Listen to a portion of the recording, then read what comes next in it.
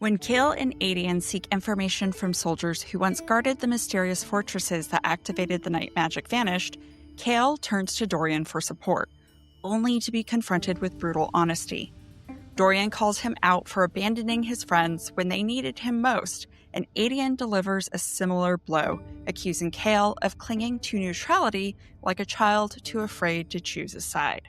High in the Ferrying Gap, Manon and the 13 train relentlessly with their wyverns, but Abraxas's fragile wings cannot withstand the crossing. Determined to save her mount, Manon seeks spider silk from the deadly Stygian spiders.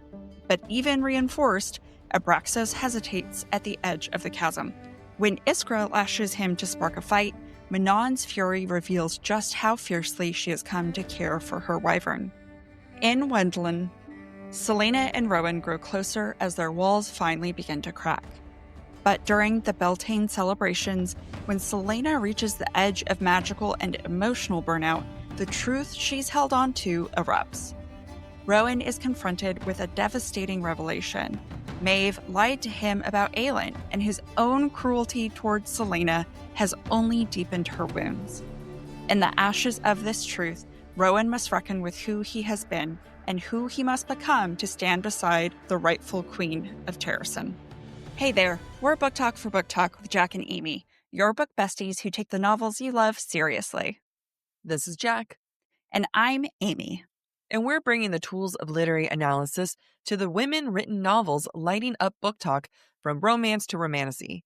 Think of it as your favorite fandom books treated with the same respect you'd give a classic in literature class, just with more humor and less homework. Each season, we dive into one book, breaking down themes, imagery, and character motivations. Together, we combine our 13 years of literary academic training with our fandom love to help you see your favorite books in a whole new way. We also analyze the story through 2 different literary lenses, giving you more than one way to look at the text.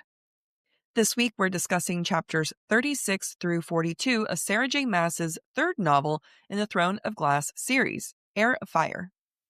For a complete list of episodes and the chapter breakdowns, be sure to check out our Instagram at the handle BookTok for BookTok. Disclaimer: before we dive in, let's talk about S.P.I.L.T. Spoilers, perspective, interpretation, language, and themes. Spoilers.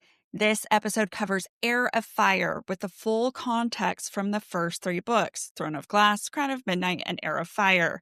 We recently got a comment that was upset we talked about the end of Heir of Fire in an earlier Heir of Fire episode. Did we? Yes, we did.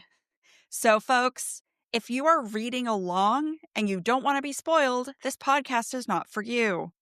This is your only spoiler warning. Anything beyond Heir of Fire and other SJM works will be saved for our Breadcrumbs and Broomsticks episode that airs this Thursday. That's hilarious. I'm happy I don't see things sometimes. They were upset that we revealed Sorsha's connections. That's in this book. I know.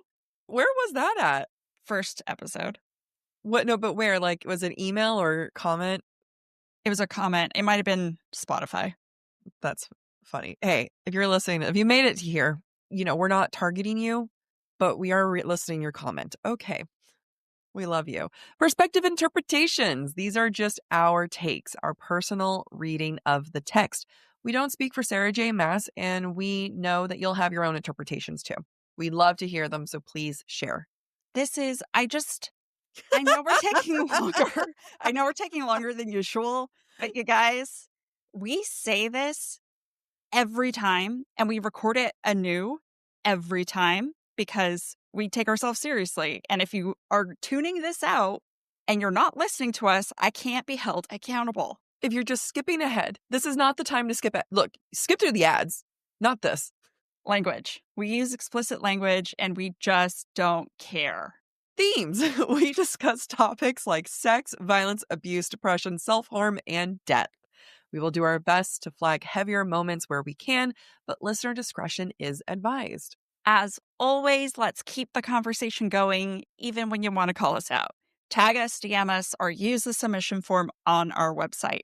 And if you want exclusive content and live streams, you'll find us over at patreon.com/booktalk for BookTok. And don't forget, you can watch all of this on YouTube as well. Yeah. Why are you guys there also? Can't get enough of analysis? Make sure to check out the Subtext Society Journal, where we write think pieces discussing the romance and romantasy genre as a whole, the ongoing conversations in the bookish community, and insights on the publishing world. You can read our latest articles for free with no subscription required. But to receive the new articles in the future, make sure to subscribe. Want to be published? Head to the subtextsocietyjournal.substack.com to submit your article for a chance to be a paid contributor. Each week, we ask ourselves a question, and this week it was too hard. So, we are going to take a scene from this chapters and we're going to analyze it in different lenses, in different ways within the lenses. So, stay tuned to that for the end of the episode. Themes we see in this section include vulnerability and facing uncomfortable truths. And needing to go to therapy. Oh, lots of therapy. So we start this episode in chapter 36, and I've decided Adian is like a tired mom who, down to the last few children in the household before she becomes an empty nester, and has just kind of given up. Ren asks, I keep looking at your face, and No, I'm sorry. you laughing when I was like, we take ourselves seriously, and you're like, huh? Are you sure? Yeah, I'll try not to face. It's okay. I've recently discovered that when I'm listening to you, my mouth does this. So I'm really trying to pay attention. Yeah. Ren asks about Adian meeting up with Kale, and Adian, quote, decided it wasn't enough of a challenge to warrant a verbal slap, and gave a nod as he went back to cleaning his nails with one of his fighting knives. So, Ren is being insolent, therefore Adian considers violence, verbal violence, but violence. And although he doesn't act on it, there's a temptation, and he makes sure he's prepared to strike as he keeps that fighting knife in his hand and at the ready. Like my mom. I tease. All of this was your mom coded. This was my mom. The beginning of this was very your mom coded. I didn't want to say anything, but Mama Chung is here. Ren, meanwhile, is still injured and in no shape to fight, so you'd think he'd see the power differential and keep his mouth shut. But that is not the case. Love a man who has clean fingers, so can't be too mad about this. I'm going to move this note a little earlier. So this happens later in the conversation. Not that you know where everything is, but in case you're trying to follow it chronologically. But at this point, I feel like Adian will start to channel Aelin, someone he doesn't even know. Quote, and this is specifically when he's talking to Ren about Ren's tragic past. And it's, quote, I'm sorry, Adian said. That was all he could offer for the time being, until Aelin returned. And I don't think I moved my actual note up. Basically, what I wanted to get to that point is that this isn't for him. Oh, there it is. This is putting the responsibility and onus onto Aelin. This is not her responsibility. Like, he's already kind of coming up with a list of things for her to tackle. And one of that is Ren's tragic past, which again, like, it's not Aelin's responsibility either. No, it's a great point. I think Adian is making assumptions, right? If he was a ruler, he would address this, but he's not the one in charge, so that's for Aelin to figure tease it out like he's going to be. Oh, yeah, they are. There are many different feelings in Adian, especially as he's frustrated in Ren, and he's trying to find his own inner peace. And this is while, they're still talking about Ren and his grandfather being homeless, and Adian says, quote, you should have told me, he said, dropping the grin as he watched the golden lights twinkling across the city, that you and your grandfather had no home. If there's two things that I know to be true in this book series, and that is, one, Manon will never understand what love is, and two, not until the end, and that is Rifthold's a shithole. Like, that is, they keep talking about how disgusting Rifthold is. They keep talking about how it's just this gross city. And so to be describing it as golden twinkly lights kind of is adding a little bit of a descriptor that you don't get with Rifthold. Yeah. And I think the reason for that is because Adian's trying to channel his honor from Terrasen. He's trying to be like them, the Terracinian people. And, that moment where he's letting go of this violence of like, I should stab him for being insolent goes to, damn it, you should have told me that you had no one to turn to. Yeah, I like where you're going with that. It's almost like, despite how shitty Rifthold is, he can appreciate that people have roofs over their head and they're Mhm. able to feed themselves. And Ren and Murtaugh have not necessarily had that. Yeah. Yeah. So Adian is feeling shame. And that shame is like a whetstone sharpening his weapon like temper and body. While he's reflecting on how Ren and Murtaugh have been homeless, he thinks about how, quote, the shame Adian had felt that night had almost overwhelmed him and had haunted him for the past few days, honing his temper to a near lethal edge. He'd tried working it off with the castle guards, but sparring with the men who protected the king had only sharpened it. We're going to get many reminders throughout this scene and a lot of scenes that Adian is in about how deadly he is, which is a lovely contrast to how he acts when he gets to the tavern to meet Kale. Even later, when the topic of Aelin and the Terrasen throne comes up, Adian tells Ren that, quote, if she's smart, then she'll let me do what needs to be done. She'll use me as the weapon I am. What I find interesting about this is not only he's a weapon to be possessed, and he wants to be possessed by Aelin. That is what that statement is claiming. He won't admit whether he wants to be king, her king, but this acknowledgement that he wants to be her weapon feels like a stand-in. And to withhold that he wants to be king is like, I just don't want to jinx it, guys. It's giving sub. It's giving, where's Mm-hmm. mommy Dom coming? If she Mm-hmm. wants to use me as a weapon, she can use me. Like, to me, it's giving major sexual undertones. Yeah. Some might say overtones, highlights versus lowlights. And SJM wants us to believe in this triangle so desperately. And I did. I really did. I really did. And yeah. Oh, yeah. I was like, okay, cousins, I'm fine with it. Stop making me question everything. I definitely wanted Adian over Rowan for a while there. Oh, I did too. I did too. Once I was like, oh, okay. So, I mean, actually, I don't want to. We said not spoiling anything beyond Heir of Fire. Well, we've talked about, okay, whatever. We've talked All about right. Aelin and Rowan a lot. Sailor series spoilers, we try. Anyway, we were Team Adian, both of us. And Adian is all for being used, but that's because he is trying to be redeemed and find a purpose. And the only way he knows how to be, how to exist, is how to be used. He is considered Aderlin's whore because he is being used by the king.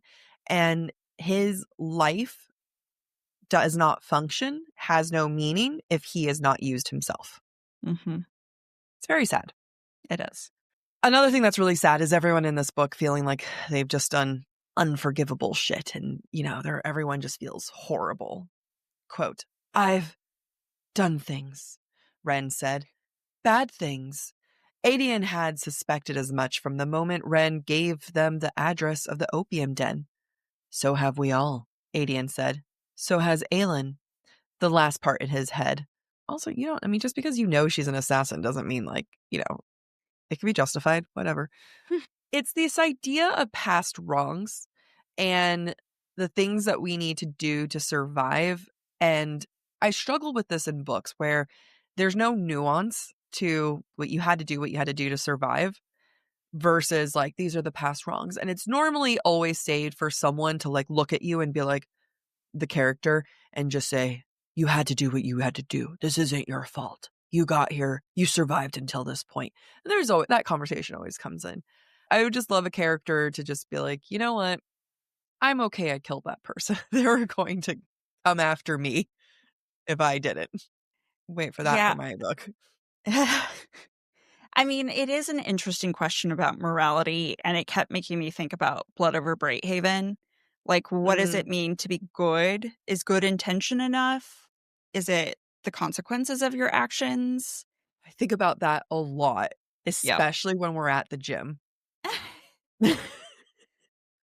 I don't tell you what I'm thinking about when I'm squatting, but usually it's about Like, is my morality judged by my intentions or by my actions?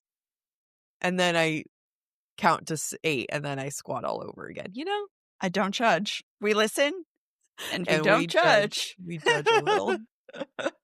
While Ren is struggling with his morality, he condemns morality in general when like where morality is not lost. Like it's a very interesting moment. So Ren asks, what do they do with Kale once he outlives his usefulness? And that's what he says, like outlives his usefulness, which heavily implies He's going to get killed he's gonna get afterward. killed, right? Yeah, like death. And Adian says, like, hey, this is the way it has to be, like the way I operate. Cause, you know, Adian's also kind of like, we'll see what happens after he. We'll cross that bridge when the time comes, is Yeah. basically what he says. I was looking at my note. Did I fuck something up? No. Oh, well. So Adian says, quote, this is the way it has to be, the way I operate. Even if he'd helped save Ren's life and given him a place to stay, I wonder what the queen would think of the way you operate. And that's Ren who's talking. So there's judgment here on I'm going to decide if Kale gets to live later. Like there's Mhm. judgment there when Ren's kind of implying maybe you should kill Kale because we know Ren's not a fan of Kale. Right. And if it was up to him, Kale would die.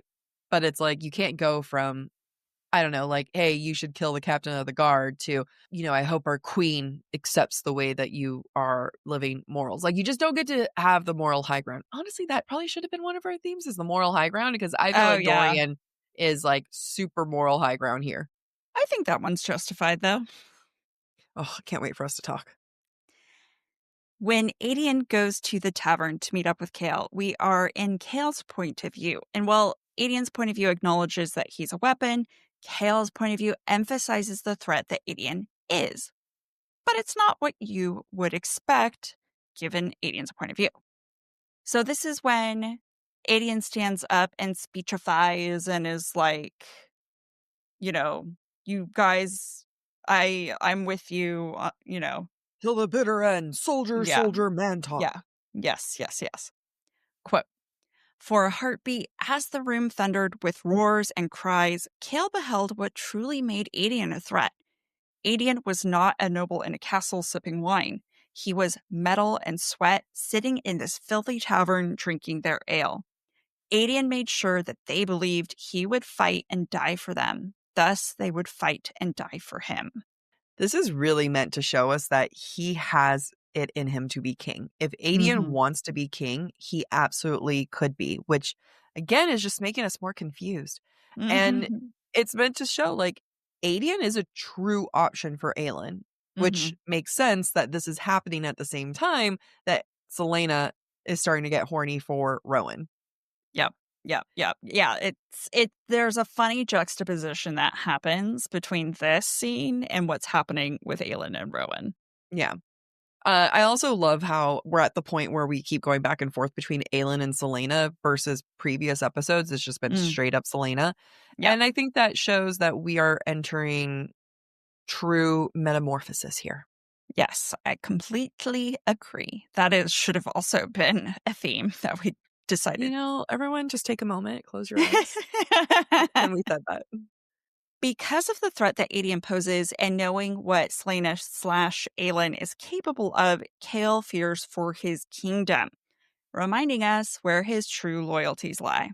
Quote, Kale was afraid of what would come when Adian and Aelin were reunited, for he'd seen in her that same glittering ember that had made people look and listen. The two of them together, both of them lethal, working to build an army to ignite their people, he was afraid of what they would do to his kingdom. Also, all the references to fire, totally intentional, obviously. Oh, yeah.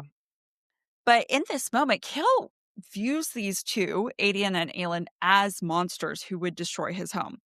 He forgets A, what's already been done to them and their families and their Hmm. territory, and B, that they might actually have some morality where the king of Adarlan does not. So his point of view comes from a place of fear, obviously, but is Yeah. definitely skewed, and he allows it to remain skewed. I agree. Like there comes a point where, you know, if you're faced with ignorance, you have a choice to move away from the ignorance or continue to live in it. And he's continuing to put his head in the sand, and that's part of his character's journey. I do find it interesting, though, that this is the first time. So by the time he was really conscious of life, the king had already taken over everything. He was like, what, 10, Hmm. 11, 12. So, by the time he really came into adulthood, the king was this all powerful Yep. entity. It must be terrifying knowing that this all powerful being or person that you've vowed yourself to has actual competition and Mm. you know them. Yeah. Like, Yeah. that's intimidating, right? He has seen this king take over empires, kingdoms, right? And the two that could actually be a single threat is his ex-girlfriend and the man standing right in front of him. Yeah. That's fair. So he has a right to be afraid, Yeah. essentially. It's like if you found out I was super powerful and influential. I You'd would have not be afraid of you. I would be yeah. like, hell yeah. I know, I'd be afraid of us. Take a sip. Take a sip. We are in chapter 37, and in true food is power fashion, Manon makes sure all of the 13 and their mounts do not consume corrupted meat or men. And what are the results? They are stronger and faster than any of the other covens. And then Daft Punk's harder, better, faster, stronger I was plays thinking in the my same head. thing. Yeah. I saw you kind of like bob, and I was like, you're probably Mhm. listening to Yeah, the I same am. music in your head. Yeah, I am. Quote, Manon didn't like the thought of the mounts eating the foul-tasting meat raised within the mountain, so twice a day they hunted the mountain goats, swooping to pluck them off the mountainsides. It wasn't long before the witches started eating the goats themselves. She didn't know if it was the fresh meat or the extra lessons, but the 13 were starting to outpace every coven, to the point where Manon ordered the 13 to hold back whenever the yellow legs gathered to watch their lessons. Purely from the perspective of symbolism, this moment is hinting that the meat that the 13 and their wyverns are consuming is allowing them to be better than everybody else. And yeah, extra training is probably part of it, but at a minimum, both training and the meat are what is allowing them to excel, which, if you think about it, is kind of SJM's way to signal consumption of this corruptness allows the king to control people, but also makes them weaker, which I think is important for us to know in a grand scheme of things, Yeah. because the only time we've really seen the corruption used is with Cain, which made him bigger and stronger, etc. You know what I absolutely love is how we went from the scene with Kale, where he himself is struggling with what to do and he's never questioned anything, Mm, versus Manon, who questioned immediately of this meat's not good, let's get rid of it. yeah. And she's questioning everything, and that's why she herself is not corrupt, right? There's a larger metaphor of the corruption of food and the corruption of power here. Ah. Also, this is organic food propaganda. No, kidding. I do try to buy organic when I can. And then other times I'm on a budget. And then I think, you know what? I'm fine if I have a bunch of preservatives in me, because then, like, maybe I'll be so filled with preservatives that when my body decays, it'll take a long time because I'm just so well preserved. Like a McDonald's hamburger. Yeah. Or like a bunch of microplastics holding me together. Um, but unfortunately, organic fruit does taste better than regular fruit. I saw something of, if it's like an avocado, you don't need to do organic because it's like the shell, like the layer is so Thick. dense that it doesn't really do anything. But if it's like, absorbing. I'm also not a farmer, so, don't trust me. Manon is really learning how to express her emotions with and through Abraxas. Quote, he needed as much training as he could get, and she liked the quiet stillness of the night and the silvered mountain peaks and the river of the stars above, even if it made waking up the next day difficult. So it starts off with, well, he needs this guy over here. This guy, he's broken. He needs that extra training. And in actuality, it's yes, he needs the training, but she's also able to find stillness, to find peace in the night. And we're seeing her actually enjoy beauty, right? This is Mhm. the woman who was like, flowers, ew, you know? Yep. And now she's like, but the river of stars above me are pretty cool. It's also how I think that Aelin will find peace later with the fire, is Mm, how Manon is finding peace with the stars in Abraxas. I love that. Because Yeah. they mirror each other. Yes. Manon decides to live a risky life by going alone with Abraxas on a very dangerous mission to get special silk. And it's about to rain, so Manon thinks, quote, she wished that she could take the 13 into the skies when the storm hit to train them in that too. It's like, okay. Or, babe, you wish that you could just take them on this trip with you so that you didn't have to be alone. But, unreliable narrators, what we love. That's a great point. I feel like she does that a couple times where she's like, I really like they need to train. It's like, oh, Or you you just have want your other friends by your side. 12 other besties with you. It's like when, you join your friends on their errands. You just want Yeah. to be together. So like they're all super tight, right? And I know we gotten FaceTime with some more than others. Mm-hmm. I don't know what I would do with 11 more of you. I only have room for one. Yeah.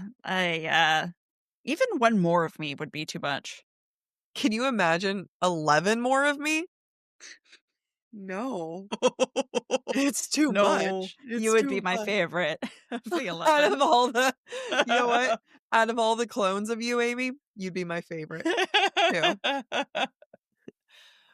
None of our clones can be this clever and funny. No one else agrees. That's okay. While they're camping out, because they have to camp out, Manon reaches for her supplies. Quote, she pulled a goat leg from a saddle bag and tossed it to Abraxas, who uncurled himself long enough to chomp it down, and then went right back to shielding himself against the storm. She'd cursed herself for a fool as she choked down on her own meal of soggy bread and freezing apple, then gnawed on a bit of cheese. Also, Aelin's going to be eating an apple later. And at the same time, both of these characters are really not accepting what they're actually feeling in that moment. They Mm-mm. are denying the apple of truth. Stay tuned for the end of the episode Yep. where we talk more about that. Yeah. Anyway, so this is in contrast of what she's feeding herself versus what she fed him. There's only so much room in a pack. And Yeah. what she saved was a goat leg. And then she gave herself soggy bread, freezing apple, and cheese, which honestly does sound pretty delicious. But not a lot of protein. No, no. And so this is another moment where we see the unreliability of Manon as a narrator because she's so badass, she can't admit when she's actually in danger of freezing to death. Quote, it was worth it to secure victory for the 13, to be wing leader. One night in a storm was nothing. She'd been through worse, trapped in snowy mountain passes with fewer layers of clothes, no way out, and no food. She'd survived storms some witches didn't awaken from the next morning. But she still would have preferred snow. What she doesn't realize as she's trying to fight the cold and go to sleep is that she only has her life and lives through the night kind of because of Abraxos. Yeah. Quote, mercifully, it stopped raining in the night. She slept better after that, but she still shook from cold.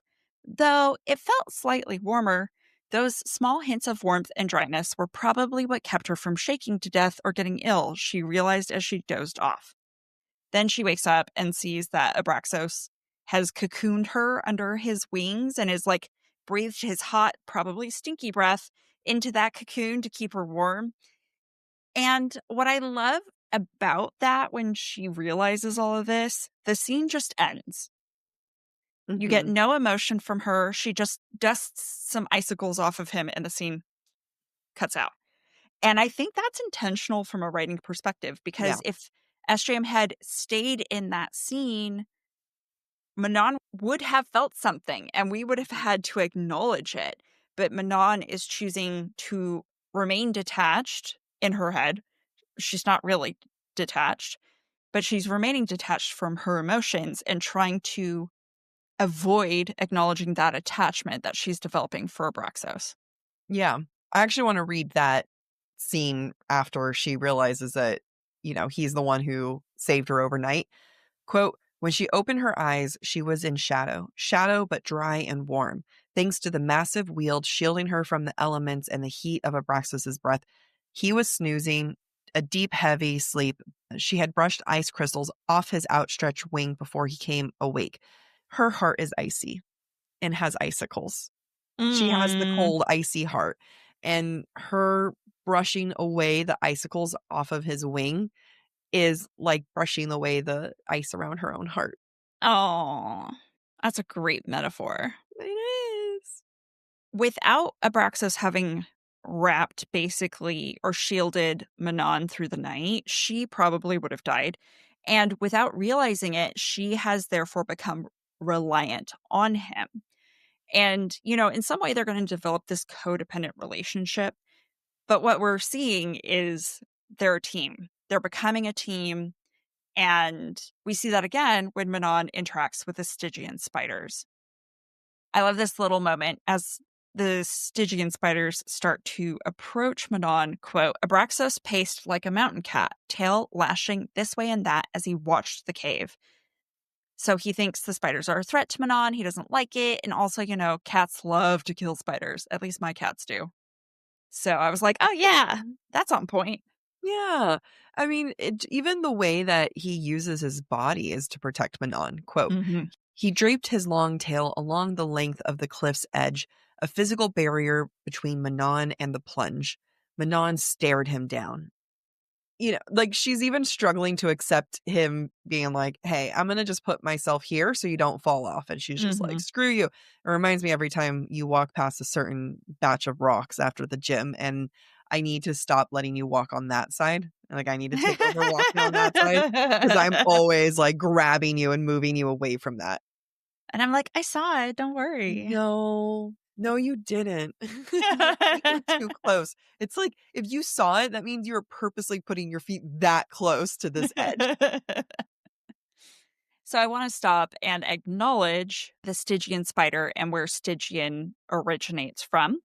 Stygian is related to the river Styx in Greek mythology. So if something is Stygian, it's from or related to the river Styx. And I didn't realize the river Styx is technically a goddess. It's a river, like a literal river, but it's also a goddess because it's one Interesting. of the daughters of the Titan Oceanus. Interesting. That's what Wikipedia told me, guys. It also literally means very dark. The Merriam-Webster definition is extremely dark, gloomy, or forbidding the Stygian blackness of the cave. I don't know why that was the definition, but extremely dark, gloomy, forbidding. What else do we think of when we encounter these words in this world? Dun dun dun. Rhetorical question. Manon tries to bargain with the Stygian spiders for enough spider silk to reinforce Abraxos's wings. The spider, at least the main one, however, doesn't intend to make a fair trade because she's a bitch. She wants to make the most difficult trade or the most costly trade for those she trades with. I mean, that's just business. I know, but it's not fair. Coming from the woman who loves to haggle, coming from the one who, whenever okay. But usually I'm on the buying side. Only because you're not haggling your goods. Just you wait. If you ever need to. The spider says, quote, what price could I ask of a long-lived witch? 20 years off your lifespan is nothing to you, even with magic aging you like an ordinary woman. And your dreams, what dark, horrible dreams they must be, Blackbeak. I do not think I should like to eat them, not those dreams. The spider came closer. What of your face? What if I took your beauty? Manon recognizes, as she has multiple times, that her beauty is a weapon. She doesn't really care about it, but she's also a warrior. And who wants to lose a valuable weapon? Even though she's thinking, like, in that moment, she was like, what do I care about beauty? I don't care at all. Meanwhile, she does a face mask every night. Yeah. The other two things, the 2 decades of life, the dreams, those are inconsequential to Manon and therefore inconsequential to the spider. The spider really has a sixth sense for what do you care about, which makes me think Manon does care about her beauty. Like, none of this was actually for negotiation. Like, that's the thing, is that Manon came here to pull the wool over their eyes for the silk. I know. But because we've had multiple encounters with Manon as an unreliable narrator, and she's like, Yeah. ugh, I don't really care about my beauty. I'm like, Oh, we girl, know you she does. obviously Yeah. do. We absolutely know she does. It's just amazing how Manon's plan goes down, where she just straight up steals the silk, quote, "into the air, the cliff, the perfect takeoff spot, just as she planned, the perfect trap for these foolish ancient monsters." Mind you, Manon comes in here and she's like, "Hey, sisters." And, she's like scared, but she was like, "Let me haggle with you. Let me take a look at this silk here." I think this is hilarious because it reminds me of like Ren and eventually Aelin and everyone else who's just like, "I've done so many horrible things and I just feel so stuck." And Manon's like, "Mhm, idiots." Like, I feel like she's the only morally gray one. Yeah. Oh, yeah, absolutely. And part of it is because she enjoys it, right? She doesn't struggle with the morality of what she's done. She's like, yeah, I scored a deal. It was Just like, yeah, free. yeah, the low, low price of free, idiots. Like, she might even killed them. She doesn't even Yeah. care. Yeah. Let's take a sip. Yeah. We are now in chapter 38, and we are quickly reminded that love can be violent, especially among the witches. Manon contemplates that, quote, Astrid would have murdered her for the risk of seeking out the Stygian spiders, and her grandmother would have butchered Astrid for not being there. Manon was in no mood to replace her second and find a new member of the 13. Just another lovely example of Manon being an unreliable narrator, because what is she not saying? She doesn't want her second and third to suffer because she made a foolish choice. Yeah. And so when she gets to this crossing, right, Manon thinks, quote, or not thinks, but you know what I mean. There's this quote, "Though Manon was the Blackbeak heir, they would have locked her in a wyvern pen rather than let her make the crossing without the proper precautions. She might have called them soft-hearted and even given them a beating they deserved, but it was smart." Like, oh my God. It's so funny how overkill it is of, Yeah. "I'm going to beat your ass down too because you dare suggest that you should be there with me." But like, I guess it's smart. Please be there. Yeah. I think Manon only exists because SJM had fun writing her, and I'm not Yeah. mad about it. I'm so not mad. And, that's because we're really getting to see her. And she's not thawing. She's so far from thawing. But I Mhm. think at this point, we, the reader, should identify how unreliable of a narrator she is. I don't think at this point someone's reading this and is absolutely taking what she says as truth. Yeah, agreed. Now, when Manon is ready to attempt the crossing with the help of Asterin, I forget the name of her third. Sorry. Sorry, third. Not Soren. Oh, well, Sorrel? I don't remember. Sorengale. No. Oh, I have a theory. Okay. Silver Elite Danny Francis is actually Rebecca Yarros. There's a lot of theories floating around. I I'll have talk not to you. I have not seen any of them. That's part of when we cover Silver Elite, part of that conversation will be the Reddits that I have seen. Ooh, love it. Yeah. Exciting. All right. So Abraxos doesn't want to make the crossing. And with everyone watching, Manon grows agitated. And because she's agitated, she dons the face of the warrior and not the caring mother that she has become. Quote, there was a soft laugh from the viewing platform, and Manon's teeth popped down. Another quote, one of the men brought out a whip, but she held out a hand. Don't take another step, she snapped, iron nails out. Her agitation at being watched while Abraxas doesn't obey her makes Manon turn her ire and her aggravation on Abraxas.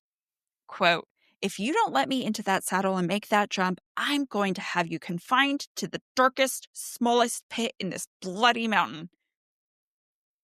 Meanwhile, her words are very empty because she actually doesn't want this, especially when she knows. I mean, in my mind, she knows she owes Abraxos her life. Quote, Yeah. Manon didn't turn. She didn't want to see them take Abraxos back to the gate, to whatever hole they'd him in. Stupid, useless beast. She doesn't want him to be locked up. I love that, like, her friends or the 13 are just like, "Hey, but hey, he doesn't understand you?" Yeah, This yeah. wyvern, and she's like, "Yes, he does." He knows what I'm saying. Every moment of bonding and connection between Manon and Abraxos, like we saw on the mountain before the Stygian spiders, has to be countered with this unhappiness and ridicule. Because in some way, Manon has to demonstrate to herself, I'm not attached. I don't care. You can go rot. I'm a badass. I don't have maternal instincts at all. I know. Now somebody go get my baby a chew toy.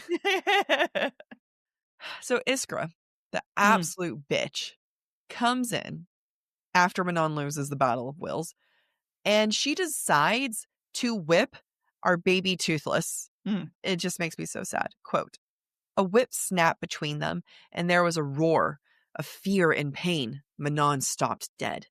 Abraxas was huddling against the wall. Iskra stood before him, whip bloody from the line she sliced down his face, narrowly missing his eye. Abraxas yelped. Astrid and Sorel weren't fast enough to stop Manon as she hurtled past and tackled Iskra. Teeth and nails out, they rolled across the dirt, flipping and shredding and biting. Manon thought she might be roaring so loud the halls shook. Woo! So this is reminding me very much so, and as a precursor of Aelin and Rowan, because Aelin is about to reveal her trauma to Rowan, Mm. and Rowan is going to just get so mad, he flies very angrily. He just can't handle. He bats his little hawk wings.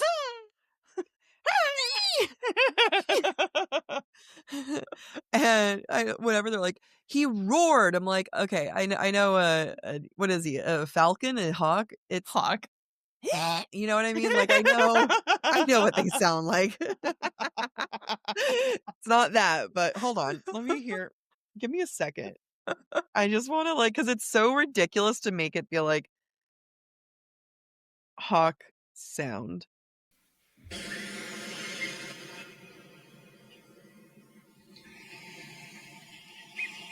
Come on.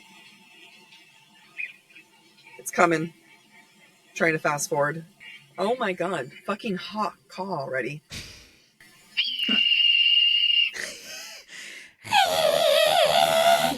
Somebody hurt Aelin.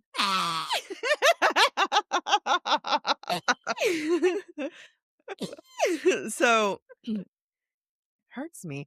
So yeah, this is happening and it's reminding me of that where just absolute blackout anger. No, you're doing a great job catching these moments. Thank you. I didn't even think about it, but it's so true. So they're fighting. Manon's lost it, and quote, her knuckles howled in pain, but all she could see was that whip, the pain in Abraxas's eyes and fear. I mean, even the use of howled in pain, right? It's animalistic. Mhm. It's lost all control. And this is her rescue dog, okay? No one hurts her baby. But again, it allows Manon to feel protective over someone/something that is hers. She Mhm. actually has responsibility. She actually gets to care for something. Even Abraxas is shocked. He's, quote, crouching, eyes wide on her, kind of like, Mommy, what are you doing? I'm Be okay. chill, Mom. Mom, you're embarrassing me. No, he's actually he's probably clocking it, being like, oh, you protect me as much as I protect you. Mhm. And this is one of the moments where I started crying in the library saying that I wanted a dog. What is it? Opsa? I want a Lopsa Lhasa Apso. I want a Lhasa Lhasa. Apsa. Name it Braxos. I know, I'm gonna get a Lhasa Apso named Abraxas and call him Brax for Rex. short That's cute. one day. In the evening, when Manon is checking in on Abraxos, Petra, the blue blood heir, comes to make a peace offering to both Manon and Abraxos. Quote, Petra held out a hand to her second, and the witch passed her the leg of meat. I also heard that your 13 and your mounts only eat the meat they catch. My Keely caught this on our morning flight. She wanted to share with Abraxos. The leg of meat is symbolic in multiple ways, and I love the significance of it because Manon rejects it. So it's symbolic of, friendship between Abraxos and Keely, because we see that those two are going to care about each other. It's also kind of offering an alliance or a peace offering between Petra and Manon, because I didn't call it out earlier. Manon doesn't want the yellow legs seeing how well they fly and Yep. train, right? Yep. But she didn't say anything about the blue bloods. Honestly, Petra and Manon are also very similar, and Manon won't admit that because they both speak to their wyverns. Mhm. It's also, if food is power, a kind of sacrifice of power and offering to Abraxos to help him heal and recover, right? Instead of eating the foul meat that makes them weaker, there's a sacrifice by giving this clean meat to Abraxos. When Manon rejects the meat, even though it's clean, caught outside the mountain, she's rejecting all of those symbolic things that I went through. And it's because pride, but also mistrust of Mhm. what probably could be a valuable alliance. Yeah. Because I'm Manon and I don't have friends. Meanwhile, Abraxas, Mom, that's my But I girlfriend. like. She sent me chocolates. Take So a sip. We are now in chapter 39, and we find Rowan and Selena in a very vulnerable and unexpected position. Rowan is allowing Selena to tattoo his wrist to replace the tattoos that she burned away with her fire hands. There's a lot of Mhm. trust in this act. She's stabbing him with ink. She could honestly fuck up the tattoo, which would not be good. I would be pissed if I Yep. was Rowan. Yep. But she could also cause him bodily harm.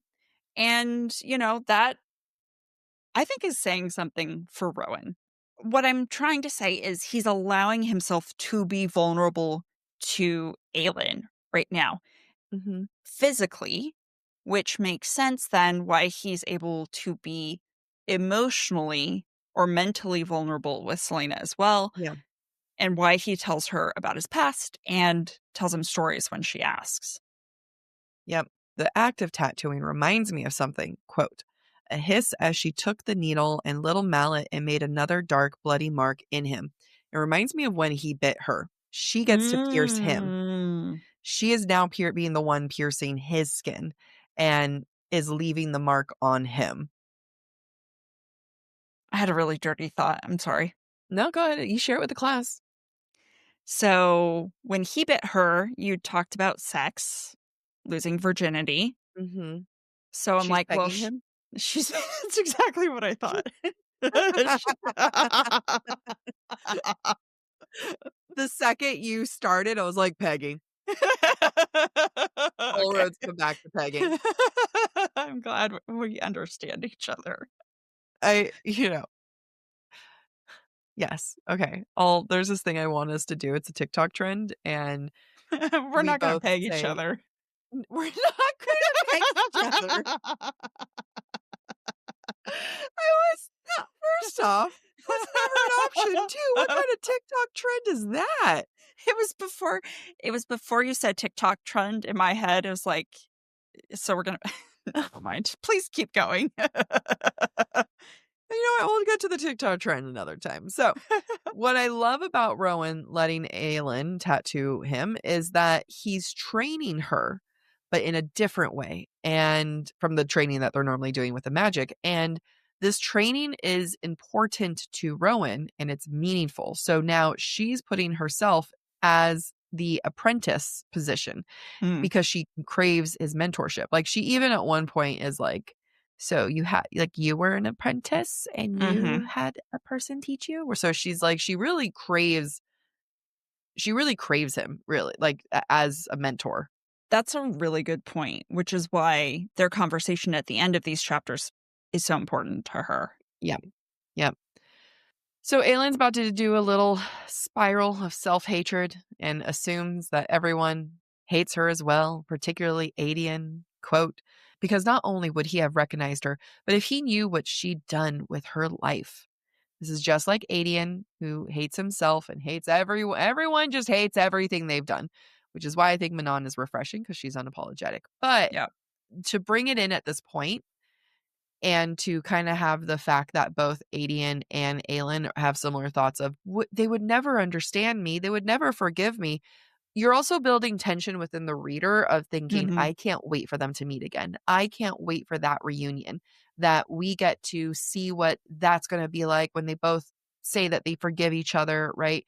Mhm. And considering that we've never met Adian until this book, considering that we've never had scenes with them together beyond a single flashback is truly impressive. Mhm. I mean, considering that Aelin herself hasn't really thought about Adian the way that Adian keeps thinking about Aelin, and this reminds me a lot of Game of Thrones, where you have the like, I want all the Starks to find each other again. But you're getting that buildup here without any of what you would assume to be the groundwork of seasons and books past. So that's just really impressive, and I do want to applaud SJM on that. I agree, and it's done so well that you're so invested, right? Because you know how Adian feels and you know how Aelin feels, and they, in some ways, feel the same, in some ways, feel different. And it creates Mhm. this really angsty tension that you're like, Yeah. ah, it's not going to be resolved this book. Damn it. Yeah. Quote, she had failed Adian so unforgivably that she couldn't bring herself to blame or detest him for what he'd become. She didn't want to know what he'd been forced to do. If he knew what she had done with her life, his hatred would make Rowan's look pleasant, probably.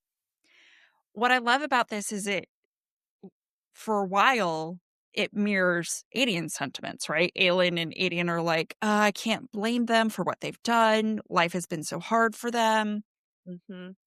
And then Aelin, even though we know Adian loves her and would like move mountains for her, she assumes the worst. He would hate her more than Rowan hates her. And it's like, no, but we know better. And it's also funny because it's Rowan doesn't hate her either, right? Right. Like, he's going to hate me the way Rowan hates me, or he's going to love you the way that Rowan respects you. You know what I mean? Like, has grown Yeah. to care about you. It is funny because it's like, you were right and wrong, Mm-hmm. Aelin. Mm-hmm. Mm-hmm. What's also really funny about this moment is, well, Adian was kind of sidestepping the conversation with Ren earlier about would you be Aelin's king? And we kind of get the sense Adian wants to say yes, but doesn't want to jinx himself. We get the opposite here with Aelin, which is just kind of tragic, to be Yeah. honest. Quote, though their eyes were identical, their bloodlines were distant enough that she'd heard servants and courtiers alike pondering the usefulness of a Galathinius Ash River union someday. The idea was as laughable now as it had been 10 years ago, which just tells you also how their age difference kind of plays into their perspectives, right? Yeah. Because he is 5 years older than her. He was a teenager. He started to understand what his role was going to be, and he accepted that, whereas she was 8 and still resistant to her role. And she's kind of maintained that idea, whereas maybe if she had lived longer and been in court longer, she would have come around to the idea. Still so weird that like a 13-year-old would look at an 8-year-old and be like, you will be my wife. You know what I mean? And I agree. Like, Adian was probably picking up what everyone was putting down of saying Mhm. like, oh, they'll be great together. And we already know Adian was like super into protecting her. It's just giving Jacob and Renesmee Mm, mhm, this, mhm. like, I've been printed on you and I must take care of you. I don't look at you sexually like that because you are underage and an actual child, but like one day I will. You know what I mean? It's Mhm. creepy. But Yeah. that's, they're kissing cousins here. It would have been helpful earlier information to receive of they're so distant that they weren't Yeah. even cousins other than their identical eyes. Stop calling them cousins. Stop it. Yeah, especially this late into the book. We're like 60% in. Yeah, maybe more. I It's mean, a lot. and the fact that it's still like, oh, they're distant enough cousins that it doesn't matter, but they still have the same eyes. That's still, I feel like that's still too similar. Call me crazy. Yeah. Yeah, they have the same hair color. They look alike. Yeah. Mm. Aelin finally opens up about why she doesn't want the crown. Quote, "The crown, my crown, is just another set of shackles." There is so much trauma around Aelin and being restrained, and it's not just the shackles of responsibility. It's not the shackles of Endovier. It's not the shackles that she had to Arabin of being his property until she paid him off. It's not being the king's champion. It's not just the fact that as a child, she was expected to potentially be this weapon of war. Her entire life has been shackles. I So I mean, just want to like really give, the brevity that it needs. well, and also with magic gone, she was shackled to her human form. Like, Yep. there's no agency when she can't undo, the form that she's in. Yep. And yeah, Aelin doesn't get a lot of choices in this life. No, nor will she. Nope, ever. I think it's important to see how in Aelin's mind, Endovier and Kale are very interlinked to one another. Quote, Mm, and she couldn't talk about Kale, couldn't explain just how much he had rebuilt, then shattered her heart. Not without explaining Endovier, not without explaining how one day she was going back to Endovier and freeing them all. Kale equals freedom for her.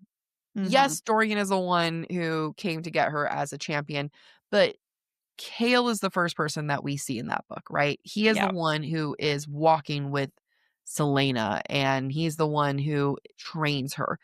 And I'm sure it's very complex with her thinking about this gratitude she has for Kale, but then also having this association of this really dark time. Hmm. And he will always be connected to that really dark time. Yeah. And the dark times that he caused, too. His existence in her life is bookended with darkness. Yeah. But Um, but at its core, freedom. yeah, Because also, what did Kale do but give her some of her freedom back by sending her on this little journey? yeah, yeah, it's true. And when they were in love, quote unquote, with each other, he wanted to escape, to flee with her. He was willing to do that with her. In many ways, Kale equals darkness and shackles, but also her freedom because she wouldn't have gone out to even doing this with getting her Hmm. powers and training if it was not for Kale. It's true. It is true. The visual representation of this scene is very interesting to me, especially as Aelin is talking about shackles. The tattoos on Rowan, if you think about it, are a manifestation of his grief, right? He tattoos into his body and the body of his friends, about their battles, the things they've lost. And for Rowan, also the grief that he has for his mate. Selena burned part of his tattoo away, and it's around his wrist. And I imagine that burn wraps all the way around his wrist, kind of like a shackle. So, if that's the case, has she metaphorically begun to burn away the shackles of his grief? Mm. And I think that is the case because at the end of the chapter, Rowan tells Selena that they are not friends. Quote, the flicker of hurt must have shown because he leaned closer, his grip tightening on her jaw. Second, whatever we are, whatever this is, I'm still figuring it out too. So if I'm going to give you the space you deserve to sort yourself out, then you can damn well give it to me. Honestly, thank God. Thank God he does not understand his feelings because it would not be believable. Mm-hmm. But it is, for the first time, he's vocalizing, I feel something, but I don't know what I feel. Yeah. And that, to me, signifies or signals how far he's come from his state of grief. Yeah. I'll give you a clue, Rowan. If you have to hold someone's jaw to communicate it, You want them. you want them. It is too sexy of a place. You know, like imagine saying that while holding her ear. That's scolding That's her. scolding. Yeah. Yeah, I'm just like I know I make jokes of like it's a sexy place, but like genuinely, if Yeah. he was holding her ear, that is scolding. If he was holding her throat, that's threatening. Also potentially sexy. You know, like there's different parts of the body that indicate something, and holding a chin it's a romantic. Or You said jaw. holding her chin, I thought it was jaw. gripping tight on her jaw. It's still sexy. It's dancing with chin. All right, that's finally some tension between the two. Now Yeah. I'm starting to get to kicking my feet giggling with them. It's just such a shame that it's taken this long Yeah. because I don't know how many pages. It's like been 250, 300 pages since he punched her. I feel like, and I know SJM has attempted tension multiple times since then, but this is the first time it actually works for me. I agree. And it's a shame that it took this long. Yeah, I'm here for the ride now. I completely agree. I don't like that I don't believe it till now. Yeah. And there is a certain amount of disassociation I have to have with the first part of this book in order to be on board with this. Yeah. Yep. Take a So sip. we are in chapter 40, and we are now with Dorian and Sorsha, and they're hanging out in his bed, and they're just being all cute, cuddling. And Dorian says, quote, "Tell me your greatest wish," Dorian mumbled into Sorsha's hair as he entwined their fingers, marveling at the smoothness of her tanned skin against the calluses of his. Such pretty hands, like morning doves. Ugh, okay, so like we're really playing into her innocence here. Yeah. This whole Yeah. like, Yeah. they're just so smooth and like innocent, like doves. Well, his are calloused and manly. And, it's implying that he is a very manly man, which it's like, okay, so yes, he goes training every day. He fights with his sword. But Dorian is still really living to this fantasy that he is this provider, that he is the protector, when he is not. He is going to be the cause of her death. Like he cannot protect himself. He cannot protect anyone else. But with this woman that I don't want to say he's infantilizing her just yet, but there's a certain level of naivety that he's associating with her, which she might be naive.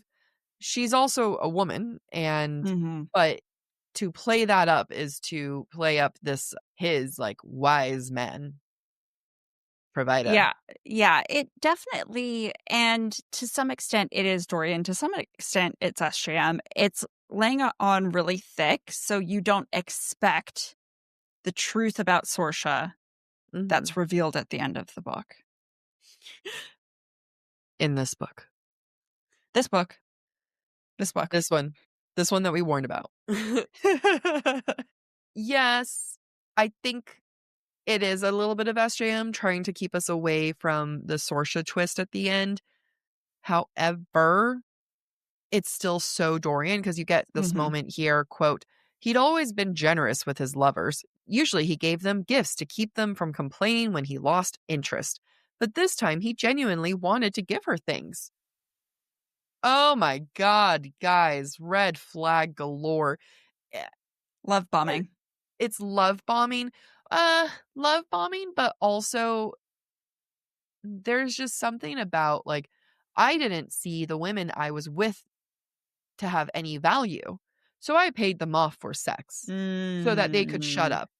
But you're different than other girls. I actually want to give you gifts rather than gift giving as a form of weapons, as a form of shut up, take my money and leave. It's now a thing for him to like actually want to give someone presents.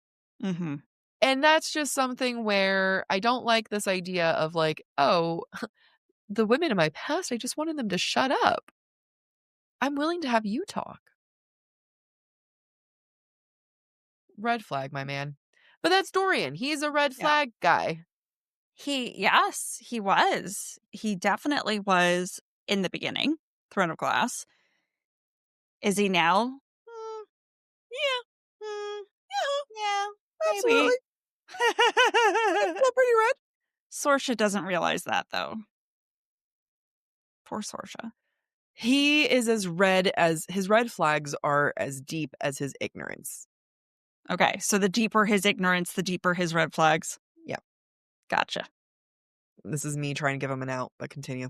So during this moment of reflection, Dorian also reflects on his feelings for Selena and realizes that he was, quote, a boy in love with a wildfire, or believing he was in love with one. So, yeah, I see what you did there, SJM, with the wildfire. But also, you know what? Glad to see that Dorian's gained some self awareness. Not really. So let's go more into this clip, into this quote here, and what was leading up to it. Quote, Selena, Aelin, whoever she was, try not to think about Kale or his lying or Aedion and his treason. He wanted nothing to do with them. Not now that Sorsha was with him. He'd once been a fool, swearing that he would tear the world apart for Selena. This isn't self-awareness. This is disassociation. This Mm-hmm. is not him growing. This is him thinking that he's grown. This is him thinking, Mm, oh my God, I am so much wiser. This is him thinking, oh my God, I am so much wiser. I was a boy. I was a boy in love 3 months ago, but now I am a man who has a girlfriend. But in actuality, Sorsha is his way of detaching. She is an outlet for his own insecurities and the relationships he views to have betrayed him. yeah. No, I think that's such a great point, which I didn't really think about because Dorian, when he's infatuated with Selena, gives her things. When she's with Kale, he focuses on giving Kale things. He gave him, that expensive Horse. prized horse. Yeah. And when there's no Selena and no Kale to gift and spoil, he has to find someone else. And Sorsha's an easy target. And Kale and Selena become one and the same in Dorian's eyes, which I will get more into. But Dorian is very resentful of everyone in his life. And he feels like he's found peace with Sorsha because she's someone that, again, he thinks that he can protect. And at this point, has not lied to him or lied by omission. So I think that we are entering very intense, unreliable narrator of Dorian. Part of it is him being like, I am just so wise. And when Dorian is lost in his own thoughts, Sorsha brings him out of it and he looks at her and thinks, quote, she looked at him the way he'd once caught Selena looking at Kale. He kissed her again, soft and lingering, and her body melted into his. This is not about Sorsha. This is about Mm-hmm. wanting to be wanted the way that Kale and Selena want each other. Selena didn't want Dorian and Kale didn't want Dorian. Both of these two people that he loved did not choose him. So here he is finding someone who gets to replicate that, but choose Dorian for the first time. You're hurting Mhm. my heart. Yeah, I am. There's this. So this is just a void that he is trying to fill of Kale and Selena. It's Yeah. tragic, and it's like he Yeah. is shitty for this, and I'm about to like I know that I'm going in hard in the sense that, like, this is pretty shitty of him, but, like, his shittiness comes from tragedy, and I don't Yeah. think that it's necessarily, like just because he's red flags doesn't mean it's his fault. You know what I mean? Like, it's Yeah. he is hurting and doesn't know what to do with it. Exactly. In a lot of ways, this is his coping mechanism, right? He Oh, yeah. feels abandoned by his best friend. He feels abandoned by the first woman to ever make him feel something. Mhm. And his coping mechanism is to replay his fantasies with a willing participant, Yep. which is sad. It's sad. Sorsha deserved better, Oh my god, guys. she so deserved better. So now I'm questioning all my notes about Dorian. Damn As it. I was writing it, I was reading your notes, and I was like, It's so cruel. be the voice of a lot of people because there's a lot of people who look at this scene in this chapter and they quote Dorian like he is some kind of wise man who understands Selena when it's like, no, he thinks that he's wise, but he doesn't understand himself. Yeah. And that is kind of reflected. You know, I don't know how I'm going to say any of my notes. So I believe, or I believed at one point, there is some self awareness, more so than who he was in the Throne of Glass novel, because he is questioning what the future holds. Quote, always hiding. Was that to be his life? Not just the women he loved, but his magic, his true thoughts. Now, at least he's questioning, is where I stand at this moment, because Dorian, the lazy, listless prince of Throne of Glass, didn't question. He was just there to exist. So for him to be pondering, is this what I am? Is this all I am meant for? I feel like is maybe not full self awareness, but on the path towards self awareness. And also set up for his interaction that he's about to have with Kale. It is a great moment of, even in your darkest moments, there's going to be that moment of a question that hits home. You know what I mean? Yeah. And whether it's self-awareness in the sense that he gets to come out wiser and, older, that might not be it, but there's it's a recognition of fear, I'd say. Yeah. And if I wanted to take a queer lens, literary theory lens, I Mhm. could say that this is almost sounds like someone who might be struggling with their identity and hiding their true feelings from their loved ones in the life. That is a great point, because I really do think Dorian and Kale could be queer for each other. There's a lot of we could look at them in a queer, with that queer lens, literary Mhm. lens, because I'm going to read that quote again. Always hiding, was that to be his life, not just the woman he loved, but his magic, his true thoughts. There's a lot of interpretation for the queer literary lens. Yeah. Yeah. Yeah. I could see Dorian as bisexual. I mean, you can look at it as his magic, as his budding awakening of his sexuality, of his bisexuality. Mm. Look at you. Thank you. I mean, if you think about it, every time his magic has reacted has been in defense of Kale. Yes, you're right. You're right. It's his sexual awakening. And right now, it's about to tingle again when he argues with Kale. Yep. And he's arguing with Kale saying, "You don't like Selena," when actuality he's talking He's about talking about himself. himself. I know. You don't like magic, aka you don't like my sexual feelings for you. See, guys, this is what is so fun about literary lenses. It is. I'm having a blast. So once Sorsha leaves for the day, Kale comes to Dorian to apologize and ask for his help and reconnect. And Dorian has words. And Amy's trying not to read her note. so in my note, I say, I think we feel that Dorian's comments to Kale are justified. Or is that an assumption on my part? And Jack wrote, totally an assumption. Now, I'm not saying that everyone has not withheld truth from Dorian. Yes, truth has been withheld from him. But is he being reasonable or an adult about it? No, because he goes into this thinking automatically, quote, perhaps Dorian was being unfair, but he didn't care. Who is the one person that Dorian is taking the most amount of his anger on? It is Kale, not Selena, who lied about her identity to him, right? Mhm. Like that, Mhm. the lies that she did, I feel like far outnumber the lies that Kale did. And honestly, again, his anger for Kale doesn't come from the lies. It comes from the fact that Kale chose Selena over him. It's so warped, because I also think that Dorian identifies more with Selena than he Hmm. does with Kale, right? Because he doesn't get mad at her for hiding her identity. Ultimately, because he's like, I understand the need to hide now. I understand what it means to hide a truth that could cause your death, All I'm essentially. hearing is queerness right now. It's true. It's true. It's true.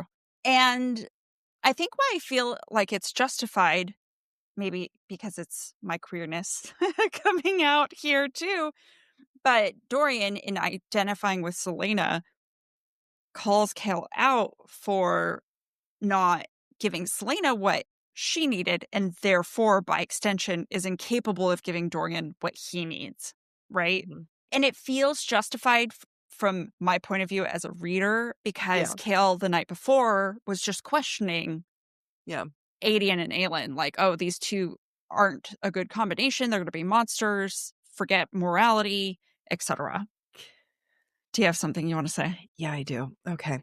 Sorry, I'm going on another I'm about to I feel like I should write a paper on this for Substack Mm-hmm. as to why Dorian is queer because Can I read this quote? Because I think yeah, it it go it ahead. it supports the idea of queerness. Okay. Dorian says to Kale, quote, "She was not becoming anything different from what she always was and always had the capacity to be. You just finally saw everything. And once you saw that other part of her," Dorian said quietly, "you cannot pick and choose what parts of her to love." Dorian is projecting here. So when you Mhm. read that from Dorian's point of view, talking about himself to Kale, I'm not different. I always had capacity to be this thing. You finally see it. You can't choose to love it or hate it. You have to choose to love all of me or hate all of me. Mhm. It feels very queer. Keep going. Keep going. Quote, "He clamped down on the power that surged as he imagined. For the first time, he realized what it was to be her.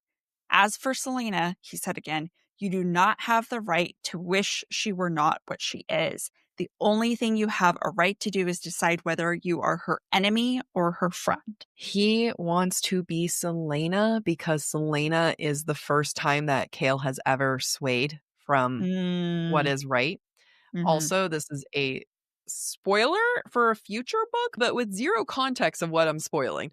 It really gives interesting meaning for when Dorian turns into a woman for that little bit.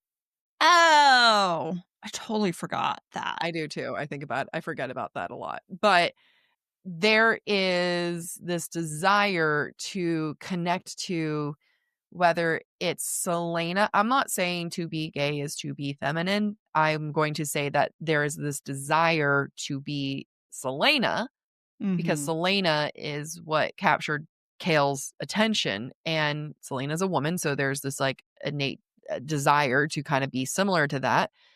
But Selena was also a protector. She was also a warrior. Mm, mhm, mhm, mhm. All And good that's points. when he started really trying to step up his fighting was when Shisho came into the picture. Now, I'm going to look at the same section and break it down as to why Dorian is being unfair and that he's lying to himself and that he thought that he was a boy in love with Selena. So he asks Kale, quote, "Do you still love her?" He didn't know why he cared, why it was important. That can read two different ways, right? You can read it as either Dorian still cares that Selena chose him, or you can read it as Dorian's upset that Kale chose Selena. Why Mhm, does it matter that Kale loves Selena one way or another? Because he is bitter about it. He is bitter of that jealousy because, again, Selena chose Kale, but more importantly, Kale chose Selena. mhm, And then we get into Dorian being preachy over Kale, saying that he doesn't get to choose what parts of Selena you love. First off, leaps and bounds. Like everyone's sitting here being like, he's so wise when he is not talking about Selena in the slightest.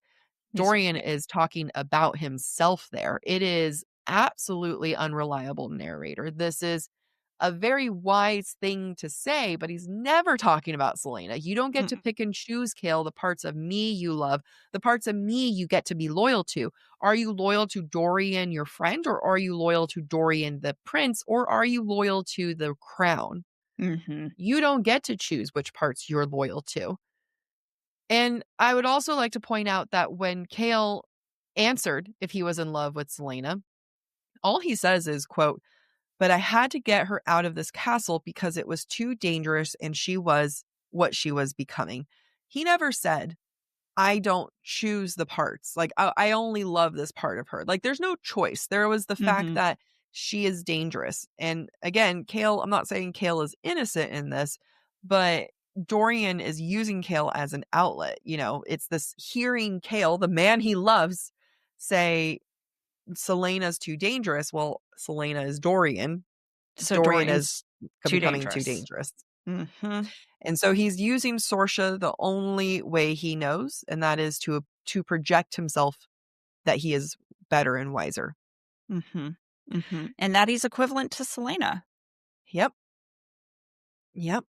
I mean, because Selena charmed the staff, essentially, being Kale, Mm-hmm. Mm-hmm. and Dorian is now with the staff. Mm-hmm. Yeah, Sorsha is a stand-in for Kale. Yeah. With Dorian being Selena. As Dorian and Kale's argument continues, Dorian really projects. Dorian says, quote, "You're not really scared of those things, are you? No, it's what they represent, the change. But let me tell you, things have already changed, and changed because of you. I have magic. There is no one doing that. You no getting rid of it." Okay, magic is his queerness. Things have changed because of you. First off, Kale didn't do shit to change anything. Like, he didn't make things that move into motion, like, realistically. Yeah. But what has changed inside Dorian? His His love and lust for Kale. And there's no getting rid of it. and it's all because of Kale, because you're too attractive, Kale. That man, he just... I like to imagine that they end up together. Yeah. I mean, I am all on this boat. I'm on this Yeah. ship. Choo Take me choo. away. That's not a ship, Choo but... choo. That's a train. What am I going to say? Like, that's the ocean? Row, row. Motherfucker, row, row. Okay. Kale cannot catch a break because he leaves Dorian. Dorian's pissed at him. Now he goes to the apartment where they're waiting for Murtaugh. And then Adian has words for Kale now that Murtaugh's come and gone.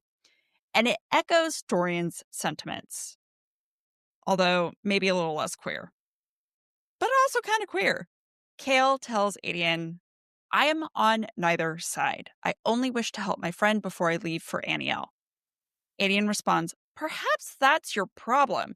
Perhaps not picking a side is what costs you." Mm-hmm. No, we all hear it. Mm-hmm. Mm-hmm. Adian doesn't hold back.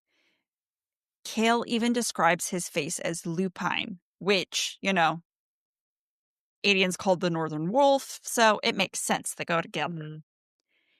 Adian, who is only a few years older than Kale, puts Kale in his place and reminds us just how inexperienced and naive Kale really is, and maybe closeted. Quote, "When your men have died around you, when you have seen your women unforgivably hurt, when you have watched droves of orphan children starve to death in the streets of your city, then you can talk to me about sparing innocent lives. Until then, the fact remains, Captain, that you have not picked a side because you are still a boy and you are still afraid. Not of losing innocent lives, but of losing whatever dream it is you're clinging to. Your prince has moved on. My queen has moved on, but you have not, and it will cost you in the end." So, that's the kind of shit we let our therapists say, Adian. Mm-hmm. Not our friends, our therapists, Only your therapist could drop truth bombs like that. right? Otherwise, we reject them. I think people still reject their therapist's truth Yeah, bombs. also true, also true. However, if we think about this from the point of view of queerness, Mm-hmm. Adian's basically saying, don't judge me for what I choose to do or not do. Yeah. You can't even make up your mind. You can't even come out of the closet. You're clinging on to this ideal of heteronormativity. And what could be a replacement of heteronormativity? Kale's issues with quote unquote honor. Yep. You can The replace patriarchy. honor, which has been defined by the patriarchy, which is heteronormative actions. And you can have this moment here where Kale thinks, quote, his honor might very well be all he would have left at the end of this. He is still choosing to identify as being someone who's honorable in this straight hetero. Mm-hmm. Mm-hmm. I love I feel it. like this is great, guys. I don't know if you guys think so, but I think this is a great episode. Yeah. This really does need to be an SSJ article. Yeah. Yeah. Okay, let's take a nice chug. Yep. We go into chapter 41, and Aelin and Rowan were with them, and the besties now have some romantic tension. And she starts to open up about Adian to Rowan. Quote, after telling him about Adian and her own selfish wish for freedom, she decided that talking was good? Doesn't end on the question mark. Even if she wasn't able to open up about some things, she liked hearing Rowan speak.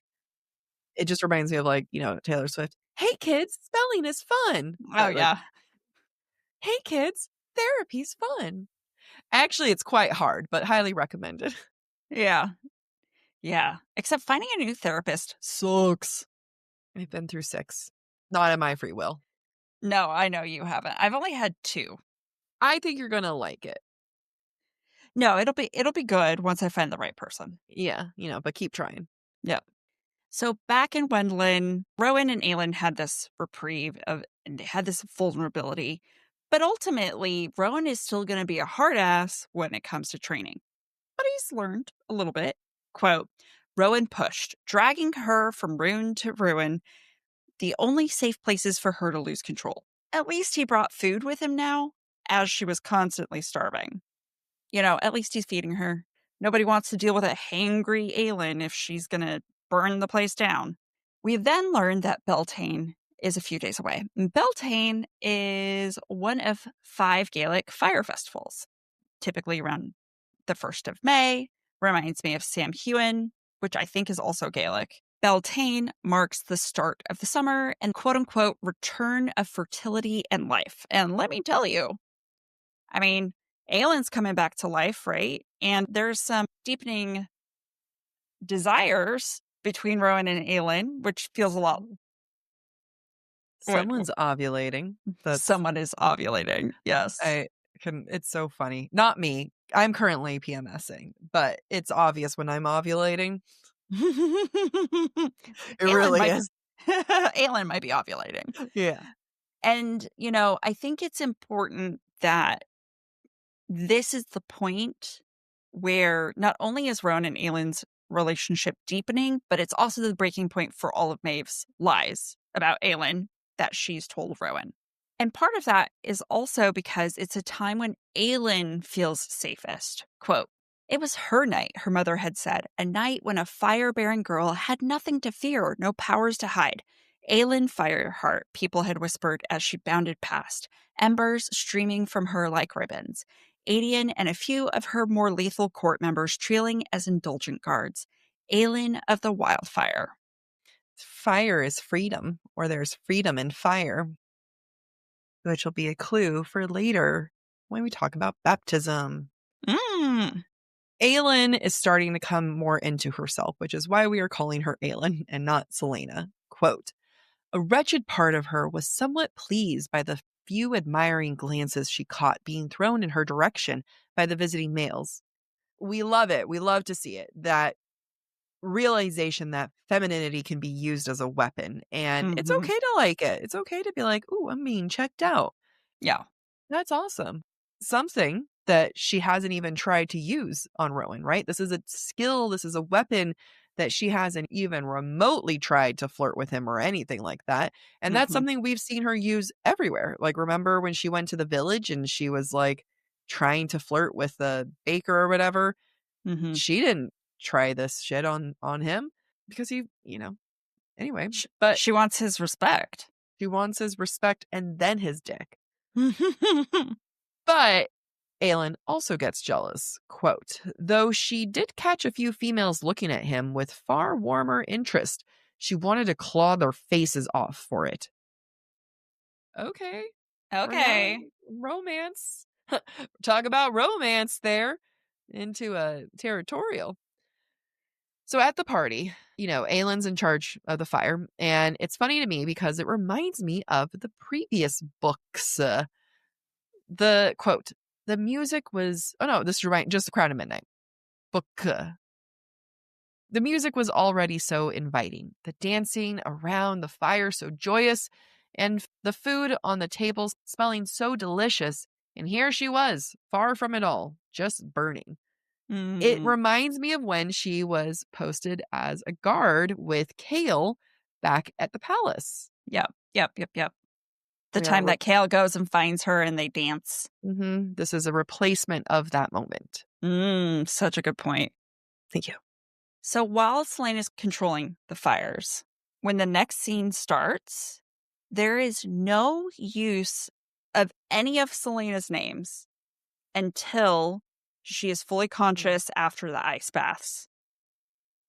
I think. I mean, I skimmed it a few times. I'm like, I don't see her name. It's just she. Interesting.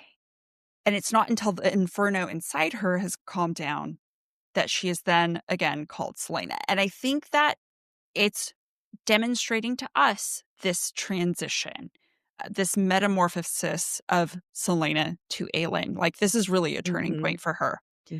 And we may not really notice the lack of her name because we are in her point of view. But I also think the writing reflects how during her burnout, Aelin/Selena is losing all sense of self. She's very quickly entranced by the music and the way the world looks as she uses her magic. Quote, such beautiful ancient music that her flames moved with it, turning into rubies and citrines and tiger eyes and deepest sapphires. And what I like about this is she's starting to find beauty in her magic, right? She's starting to see the world through her magic and falling in love with it, which is a big contrast to her fear of it that she had at the beginning of this book. However, it also lulls her into a sense of complacency, and it lulls Rowan too. I really like it because it shows a connection to the first book where she was like, I really like music. And if you remember me from that season, I was like, okay, so do we all. This makes sense. I love the connection there. Yes. I'm going to go on as quickly as I can, mini rant. So on TikTok, there was this woman who posted a review sort of on The Blood of Hercules. And she basically started saying, hey, romanticy girlies, we're never going to beat the allegations that we're not smart if we're going to let books like this fly. And she talks about The Blood of Hercules and saying that there are no paragraphs in it. And it's just like poorly written, like the sentence structures is an indicator of that. And it's, and I didn't watch the whole thing, but then I saw this man who said, hey, you've clearly never really paid attention. You didn't read the whole book because the author has talked about the FMC being autistic and there's a lot of trauma. And a lot of therapists have talked about like this is very much reminiscent of how people who have trauma and are autistic kind of think or talk. And, so he has a podcast too, and they're defending it. I liked his points. It's, he was like a bald man. I'm like, this is strange. Why am I agreeing with the bald man with the podcast? That's not Joe Rogan. Who are you? No. So like, that's normally my go-to not to believe that. But I was like, oh, I agree with that. Well, then I saw her follow-up post and she's just saying, actually, I did read the whole thing. And then she plays a clip of Jasmine Maas or like the author saying, talking about the reason why she wrote it like that is because she wanted to be able to skim it. And that was this content creator saying, see, it's not meant to be smart. It's meant to be skimmed. And one of the comments that I saw on that one, someone said, well, we should have known we couldn't trust him. He had ACOTAR in the back. That's always an indicator because like of his like bookcase, that's always an indicator of someone who who isn't smart or you shouldn't trust their opinions. That's a concept I have seen so many times people saying on TikTok saying, well, I know I shouldn't have trusted them. They have ACOTAR in the back. All of that to say is that you pointing out that SJM chose not to say Selena's name, Aelin's name, about to going into a scene with her being essentially, and I'll go into it, baptized and cleansing of her sins through fire and water in this bath to then become this metamorphosis of Aelin. But you're going to go ahead and say that people who cite the writings of SJM are stupid.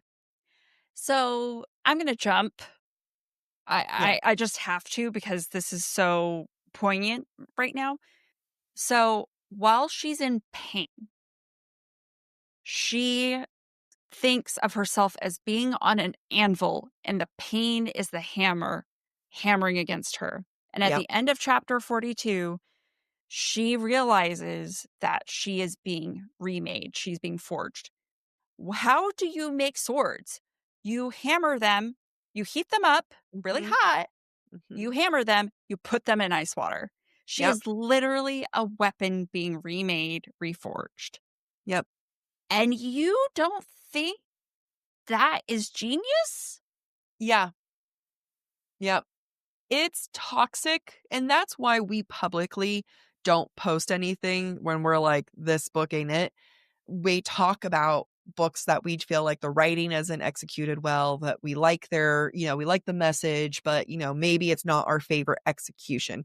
I don't think we've ever gone on and said, like, this book is straight up stupid. It's mostly been like, I just don't like it, doesn't resonate. The execution isn't it Mhm. for me. There's a specific reason why we do not say anything about books being quote unquote smart or stupid, because if you want, because authors are intentional.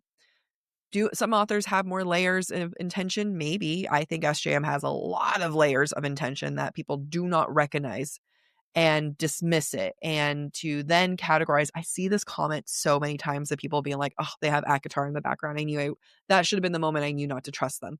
Ooh, I feel an SSJ article bubbling up right now. I'll send you the TikToks because I had to take a beat and be like, do I want to say anything to this? Like, I don't want to join the conversation that way, but I think joining the conversation in SSJ way, and I mean that in a absolutely 100% passive aggressive way, where I don't want to confront this creator in the slightest. I have no desire to like get into it with her. I don't want to pick fights with someone by stitching them directly. I would rather screen record their video when everyone else is jumping on the bandwagon of shitting them. And I don't wanna say that this content creator that she's wrong. I do personally actually think that she's wrong, but if that's her interpretation, who am I to argue otherwise? Actually, I am someone with a whole ass podcast that did an episode on it, so I do am someone to argue on it, but I think an SSJ article where it needs to be articulated wisely.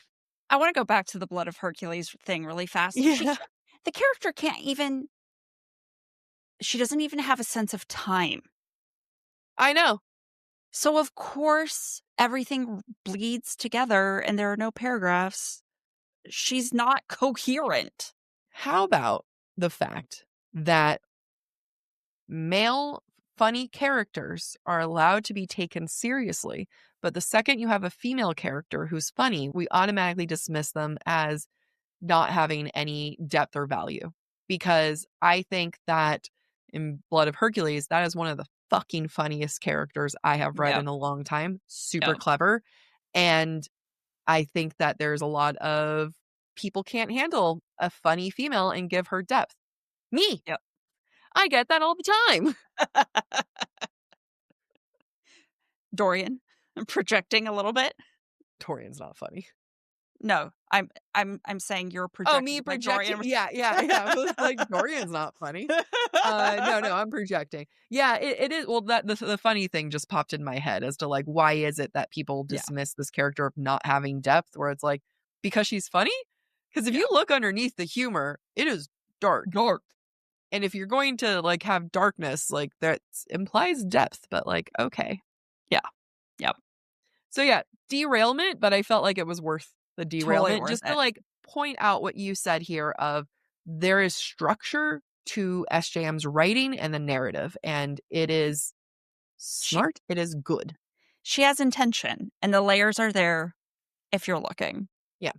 So just I mean, we've been unhappy with parts of Heir of Fire, but this is where I'm like, "Yeah, you're back into the swing of things, The part SJM." that we're most unhappy about is that we're not getting more of her writing. Yeah, Like, that's the thing where the parts that I mean, and the punch. But, like, other than that, it's like the things that we keep coming back to is like, "Hey, you're coming at this too fast. You're going at yeah, this like, I don't believe the jump from here to here." I know, SJM, if you were to have more space and time, you could make me believe it yeah, because you are a talented author. exactly, exactly. Okay, back to the text. Yeah. So, what's interesting about this chapter to me in this scene, the sequence, is that Rowan has allowed himself to become vulnerable with Aelin, but respect is still kind of questionable. And the reason for that is because not only of how hard he pushes her, it's also how he continues to treat her in those training moments, as well as not listening to her. Quote, Rowan remained beside her, murmuring as if she were a nervous horse. So this is while Aelin is managing the fires. And this moment is very telling because it is from her point of view, and Rowan is still treating her like an animal, like a horse that needs to be broken, despite the fact that their relationship is growing. And because he is treating her like an animal, he does not listen to her when she asks for a break and says she's hungry. She's not tamed yet. She's not in control yet. Rowan's not in control yet. So Rowan thinks that Aelin could take more. Which, by the way, pisses me off later in the chapter because Rowan blames Aelin for not communicating that she was burning out. Excuse me, she's never burned out before, so how would she know? Yeah. Also, she did say she was tired. Yeah. The redemption for me is that he immediately feels bad. Again, Yeah. I just Yeah. feel bad, and I'm like, okay, I forgive you. That's true. I really am. Even in my real life where it's like, sorry, all right, I'm done. Yeah. This is also a very heated moment, pun intended, but this time in a sexy way. So Selena is starting to get overheated and they're standing by the fire and she's fire, right? And Rowan starts to help her. Quote, a cool breeze licked up her neck and she closed her eyes, moaning. She could feel him watching her. And after a moment, he said, just a little while longer. Oh my God. Don't come yet. Kind of, right? I was gonna say, is he edging her? Like, it's kind of giving edging. I'm just saying. Like, just a little while longer. Hold it in, baby. Oh my God. Okay. So when Selena gets close to burning out or not burning out, there's a lot of hinting that Rowan is her equal, with like the fire and the ice and everything. Yeah. Quote, Yeah. ice and fire, frost and embers, locked in a battle, pushing and pulling. Beneath it, she could almost taste Rowan's steel will slamming against her magic, a will that refused to let the fire burn her into nothing. It kind of reminds me, I can't remember if it's in this scene or a future scene, but it's later. She talks about her mother not dying during childbirth because of Mhm. her father's steel will. Mhm. So that just Mhm. kind of reminds me of that. And then another quote here, it was the horror of that thought that made her focus on what she could grasp, namely the pine and snow smell of Rowan. Rowan smells like snow because snow is calming and cold. And reminds her of Terrasen. Yep. We're now at the moment of the bath, and this is what I've been talking about since maybe even Throne of Glass season. Who knows? And what have we said before? It's baptismal, it's cleansing of sins. And we have yet to see her take a proper bath since maybe even book one. And here we are getting quite literally the concept of baptism by fire, right? Mhm. And this is burning away her sins. This is burning away the hiding. This is exposing the truth and therefore exposing her scars, which breaks that final layer of vulnerability between the two when Rowan sees those scars. Yeah, I love that because this takes me back to Bible class, and I apologize.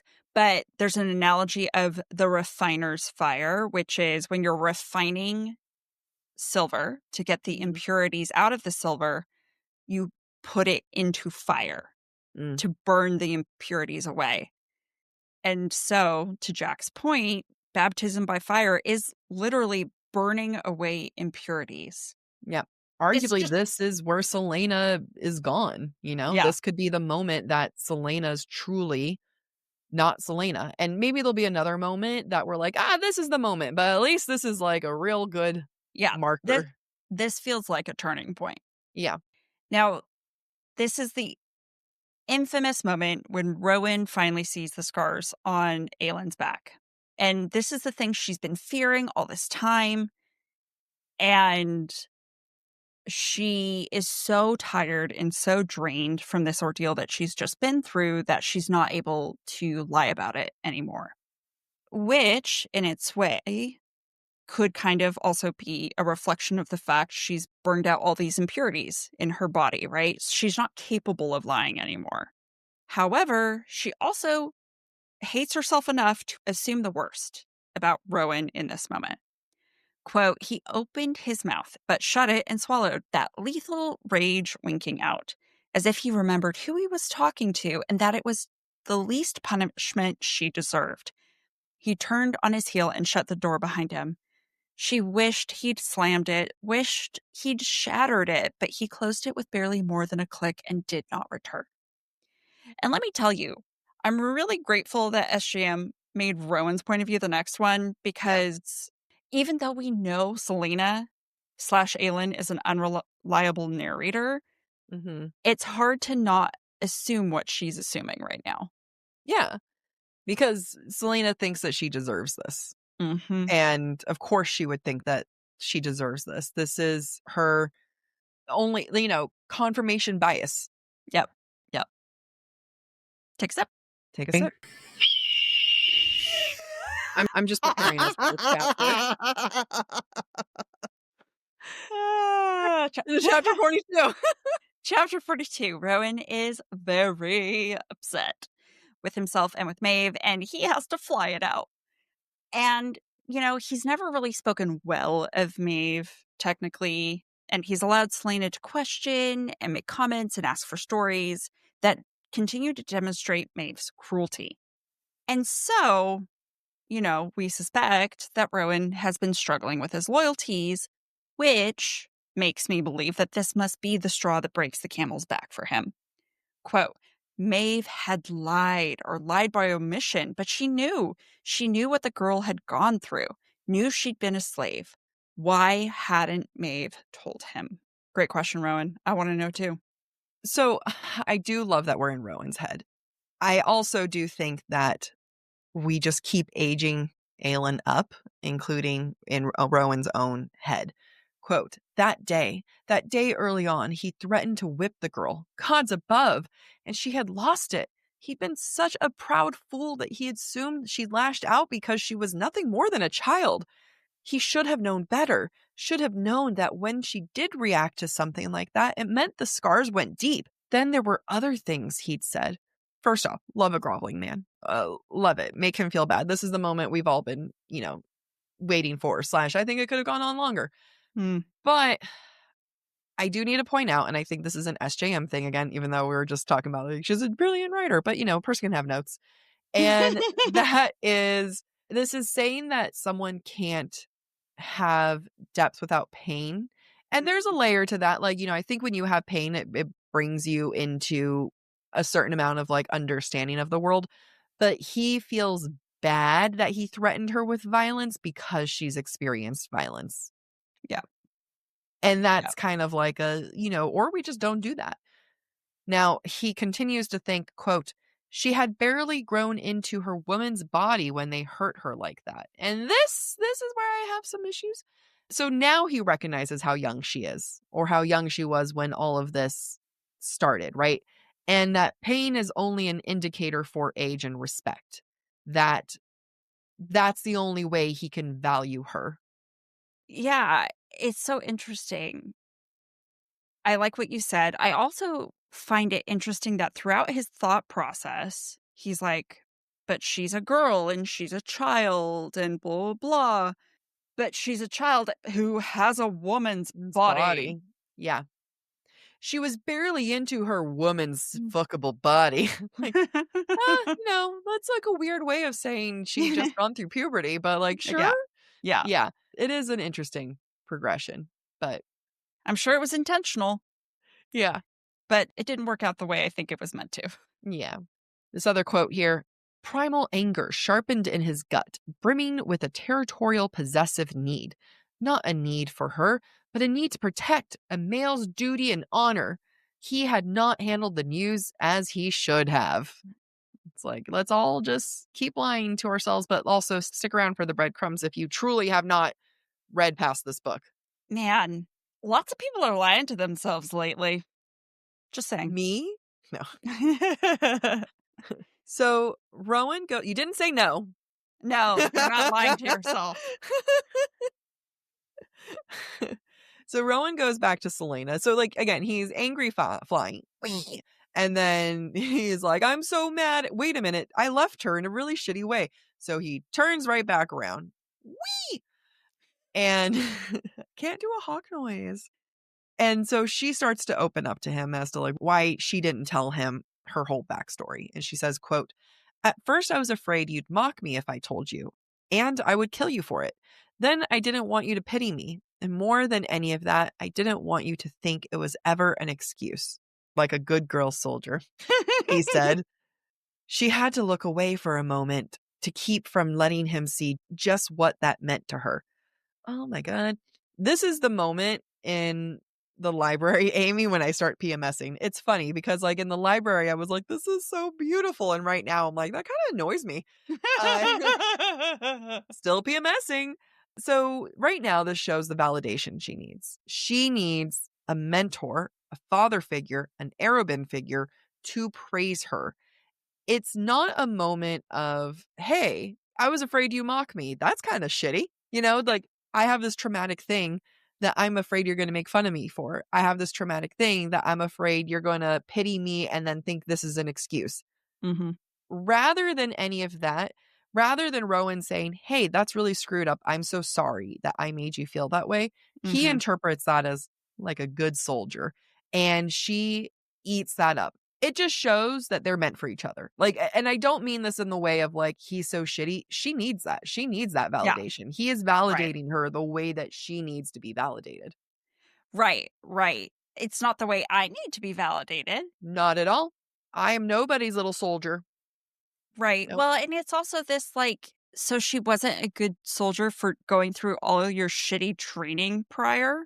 It was Right? only because she suffered as a slave in Endovir and didn't Yeah. want you to know about it that she's now a good soldier. That's bullshit. That's Th- not how I need to be praised. That's not for me. But I you don't do think I'm like a words of warrior.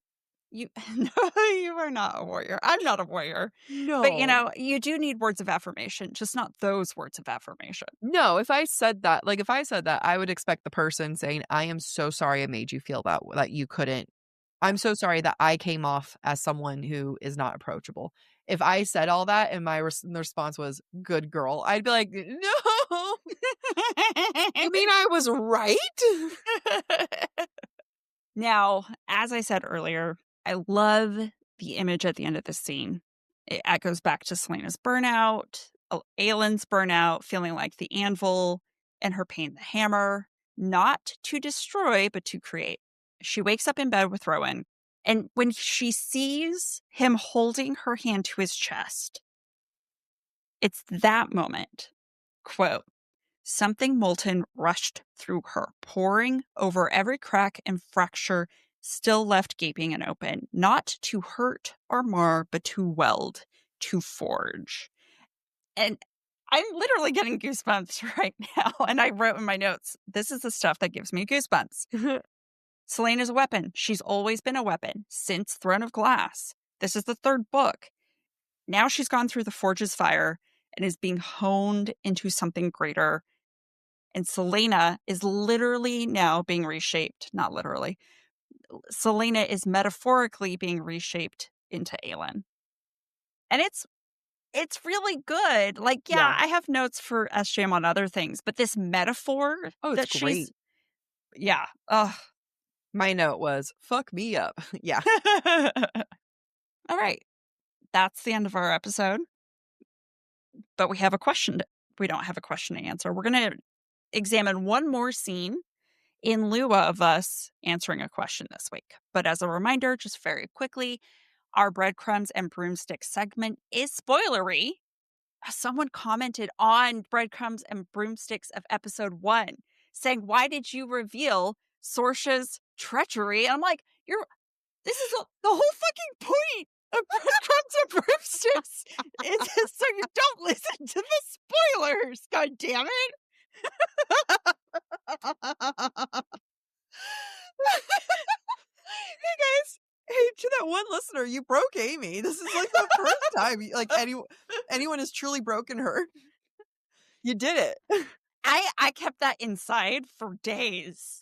I have not really told you this in days. No, I'm happy to see your reaction. It's helping me cope. Anyway, Breadcrumbs and Broomsticks airs on Thursday because there are spoilers. We also discuss listener thoughts and interpretations from emails, DMs, And Spotify Spotify comments. comments. So we're going to dive into this last segment before we sign off. Okay, so this is at the beginning of chapter 41, and we have Rowan dragging Aelin around from a location to location, different temples, to have her use her magic. And she talks about how hungry she is all the time and that he's accepting that he needs to like feed her all the time because magic burns everything up. So she's actually eating an apple. And I think it's like, he brings her an apple along those lines. And I am going to view this as a moment of representing Adam and Eve, and it's a representative of like the truth of the apple, the tree of knowledge type thing, and that this is all going on while her emotions are happening, and she's kind of reflecting, sort of like reminiscing on kind of like her feelings with Rowan, but it's also like she's in denial of it. But I find it interesting because Rowan, you can view, is the one to have given Aelin the apple, and you can also view this as Maeve as God, and this is questioning religion, because if in that Rowan himself is the serpent, potentially. So hear me out. I had a good point early, and now I'm trying to remember why I went there. Because it was Rowan flying. Let me go look at your notes. It was Rowan flying away like an angry little bird he was. And it says, Why had Maeve lied? Maeve had lied by omission. She knew what the girl had gone through, knew she'd been a slave. Why hadn't Maeve told him? And I think there's a certain amount of like expectations of God, and why hasn't God said anything or told us, and what's this whole mystery around everything. And so you can almost view this as if Selena is eating this apple of truth and Maeve is this, behind the scenes orchestrator of everything, then there's this questioning of God. So that's like one avenue. If I really wanted to get into the nitty gritty of things, I can go more into it, because it's you talk about Rowan struggling with his loyalties, you can say it struggling with his faith. I like that. I do like that. And it's all happening at temples. It's so true. And Maeve, Mab, and Mora are all like, Mab and Mora were converted into gods. Yeah. Right? One is Deanna. I forgot what the Mhm. other one is. So Maeve is godlike. I think Yeah. that's very interesting. So I had to go back and look for the moment. And it says, after days of helping Emrys with the food and devouring it when the cook wasn't looking, she was hoping for a chance to relax on Beltane. But Rowan hauled her to a field atop the mountain plateau. Selena bit into an apple she'd pulled from her pocket and raised her brows at Rowan, who was standing in front of a massive pile of wood for the bonfire, flanked by two small unlit fires on either side. So they're preparing for this festival. Mhm. How would I interpret this? I can interpret your interpretation. I mean, if you want to look into food as power, she took the apple from a demi-fae, the cook specifically, and you can say that, like, these demi-faes are what's keeping her fueled and fed and powerful, and ultimately someone that's going to be more powerful than anyone else around, if you wanted to, like, look at the beginning of an apple. True. I'm really hung up on the whole religious aspect of it that you brought into this. Go into that. Go Well, I right don't in know. with it. I don't know. You've thrown me off. We can dive into it. Like, I just want to show that there's like different ways of looking at it. Like, it's not just we don't have to necessarily say like, this is sexist. You know what I mean? Like, Right. the feminist lens can go into a religious lens very easily. They kind of overlap sometimes.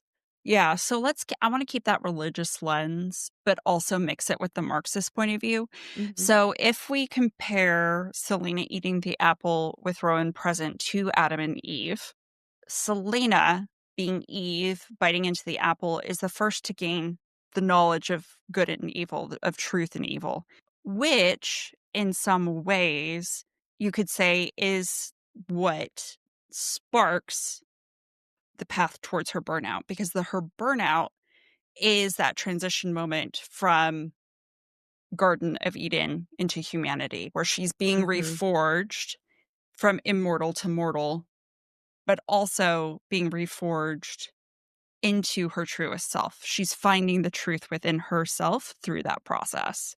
And that's power, right? She Yeah, is ultimately power.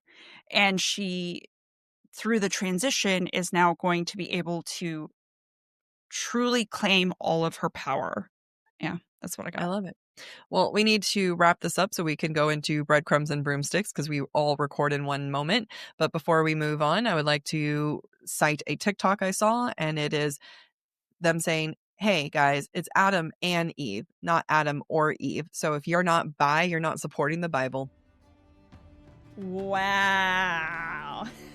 And on that note, let's sign off. Thanks for listening to this episode of Book Talk for Book Talk with Jack and Amy. Join us Thursday for our breadcrumbs and broomsticks discussion of today's chapters. If you're enjoying the show, don't forget to rate, review, and subscribe on your favorite podcast platform. It really helps other readers find us. And of course, we'd love to hear what you thought of today's episode. Share your comments through our form at booktalk.com, and we might feature your feedback in a future mini episode or in a Patreon exclusive episode. For merch and more ways to support the show, head to booktalkforbooktalk.com. You can also follow us on TikTok, Instagram, and YouTube at the handle BookTalk for BookTalk. And don't forget to join us by subscribing to the subtextsocietyjournal.substack.com to get more insights into the romantasy and romance world. Bye. Bye.